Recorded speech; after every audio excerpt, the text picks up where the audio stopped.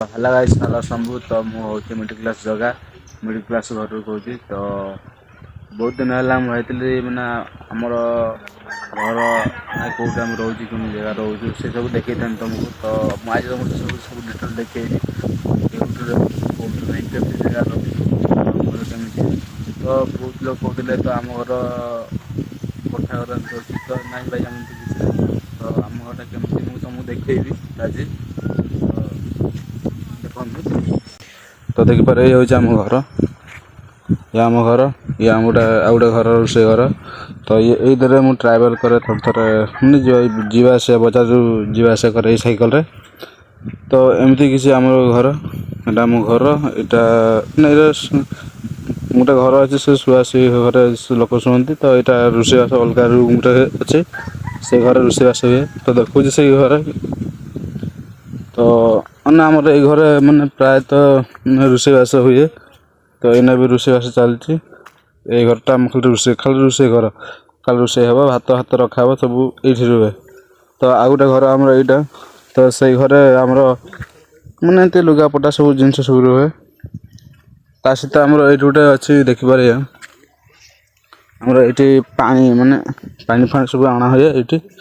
ପାଣି ଭାର ଆମର ଏଇଠି ସବୁ ମାନେ ଟ୍ୟାପ୍ ସିଷ୍ଟମ୍ ଗୋଟେ ହେଇଛି ଦେଖିପାରିବେ।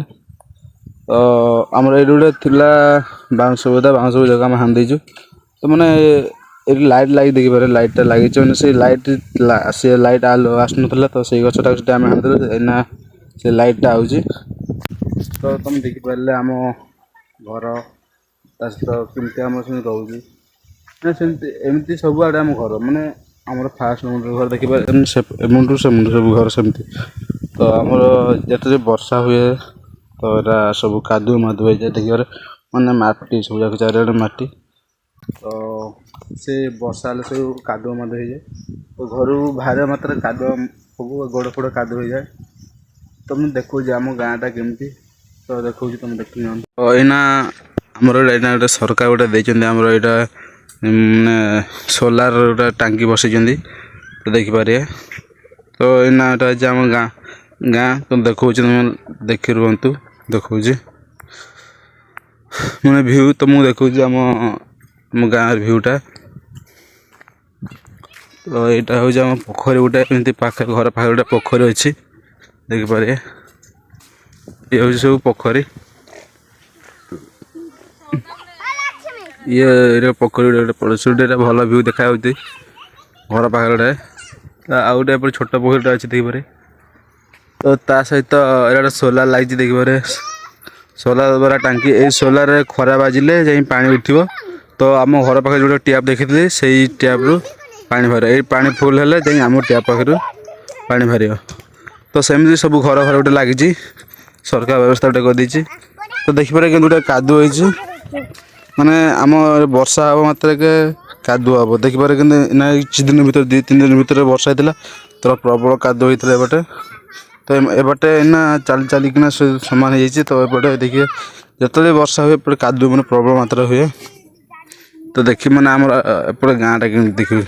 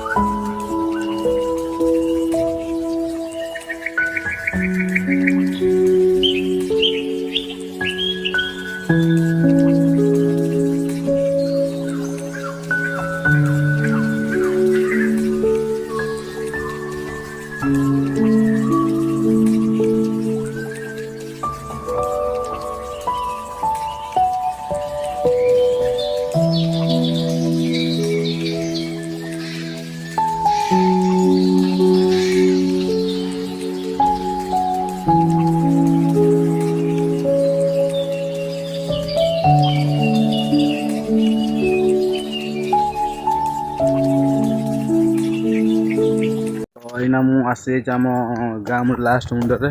ତ ଆମ ଗାଁ ଲାଷ୍ଟ ମୁଣ୍ଡ ଗୋଟେ ଆମର ଲାଟ୍ରିନ୍ଟା ଅଛି ଦେଖିପାରେ। ତ ଏଇ ଲାଟ୍ରିନ୍ ମାନେ ଆମ ଲାଷ୍ଟ ମୁଣ୍ଡରେ ଗୋଟେ ଲାଟ୍ରିନ୍ ଦିଆହେଇଛି। ତ କାହିଁକି ଦିଆହେଇଛି ଏଇଟା ମୁଁ ତୁମକୁ କହିବି। ତ ଆମ ଗାଁ ଲାଷ୍ଟ ମୁଣ୍ଡ ଲାଟ୍ରିନ୍ ଦେବାର କାରଣ ଏଇଥିପାଇଁ ଧରକ ଆମେ ଏଇନା ଅଛୁ ଗୋଟେ ବସ୍ତିରେ। ତ ବସ୍ତି ଗାଁ ଲାଷ୍ଟ ଟାଇମ୍ର ଲାଟ୍ରିନ୍ ଦେବାର ହେଲା ନା ତ କେହି ବାହାରୁ ଯାଇପାରିବେନି ବର୍ଷା ଦିନ କିମ୍ବା ଯେତେବେଳେ ବି। ତ ସେଇଥିପାଇଁ ଗୋଟେ ଆମ ଗାଁ ଲାଷ୍ଟ ମୁଣ୍ଡ ଗୋଟେ ଦେଇଛନ୍ତି ବାଥରୁମ୍, ଗୋଟେ ପଟେ ମହିଳା ଗୋଟେ ପଟେ ପୁରୁଷ। ତ ଦେଖିପାରୁଥିବେ ସେ ପଛରେ। ତ ତା ସହିତ ଆମର ଏପଟେ ଗୋଟେ ନା ମେଘ ସିଜିନ୍ ଚାଲିଛି। ମେଘ ସିଜିନ୍ରେ ଆମର ଏଇନା ମାନେ ଧାନ ଚାଷ ହୁଏ। ତ ଧାନ ଚାଷ ଦେଖିପାରେ ମାନେ ସେଇଠି ଯେଉଁ ଦେଖାଯାଉଛି ସେଇଠି ଧାନ ପଡ଼ିଛି, ମାନେ ଗୋଟେ ଗଜା ଭଳିଆ ପକେଇକିନା ତା ଗଛ ଭଳିଆ ସେଇଠି ବାହାରେ।